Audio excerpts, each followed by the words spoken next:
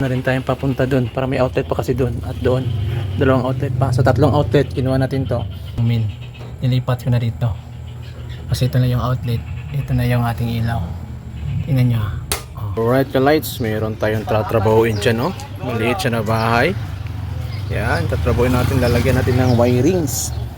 So bumili tayo ng wire, junction box, electrical tape, na ito. Okay. Tara, lights.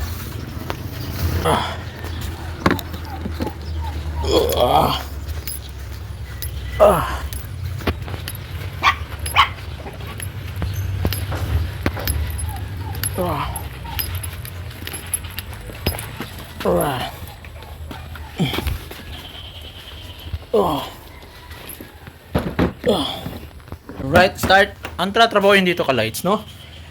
Ay maglalagay tayo ng outlet dyan, outlet dito, saka outlet pala doon. Ang bihira, kulang ng isa yung binili ko, dalawa lang pala yun. Sige, layout, box, drop. Okay, ito yung materials. Let's go, lights. It's yung panel board nila dito. Nakahiga siya. Yan o. Dapat nakaganon yan eh. Naka horizontal. Pero yan ay naka portrait. Pamira talaga. At hindi naka-embed. Ito rin hindi naka-embed. Okay. Ayos lang. Minamadali siguro nila. Wala siguro budget. Ito ang sinasabi ko. Kapag flash type yung switches, yung wire ng mga flat cord talagang hindi po pwede dito, kaya ginawa niya yan, nag-splice na lang siya sa stranded na wire. Kita niya, 4 na wires pero tugang switch. Nakakapagtaka, dapat 3 wire lang to eh, isang common, 2 return, pero 4 na wire. Ano kaya ang ginawa sa loob? Alright,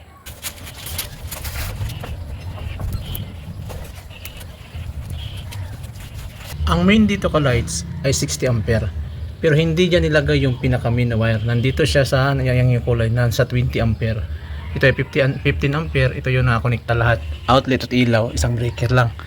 Dapat ito yung nilagay niya sa main, 60. So ito ang branches, dapat outlet at saka ilaw. Nagkamali siya kalay. Sinong main? Tingnan nyo dito. Main wire yan. Ayan siya. Main wire yan. Umasok yung panel kulay yellow. Lights, kung magtititap ka lights, ganyan dapat to. Yan. Naka-cross siya sa gitna. Yan o. Naka-open siya. Tapos natin i-jointing para ganyan katibay. So may outlet na dito. Yan. May humra na yan. At meron na rin tayong papunta doon para may outlet pa kasi doon. At doon. Dalawang outlet pa. Sa tatlong outlet, kinuha natin to. May dalawang outlet tayo doon. So okay na. Complete na tayo. Alright. Ayan. Finish. Next outlet. Tara. Ayan, naka-lights. Gumagana na yung outlet dyan. Ayan, na-energize lang sa natin. Pati yung electric ceiling fan. Ayan yung wire. Ayan, gumagana na rin yan. Gumagana na rin yung outlet. Ayan o. Tapos na dyan. Oh. Ayos. Kanina ka-lights, dito yung main. Ngayon, ito na yung main. Nilipat ko na dito. Kasi ito na yung outlet. Ito na yung ating ilaw. Tingnan nyo. Oh, lahat palong. On. So ito na yung outlet. Tingnan nyo, i-off ko yan. Nasa ilaw kasi yan, oh. Nakalagay. Yun sa kwarto sa outlet, ito ilaw. Ayan. Ito na lang. Yung outlet sa kwarto. Oh, na-off na dito. Pati yun doon, na-off na. Yung nakalagay dyan.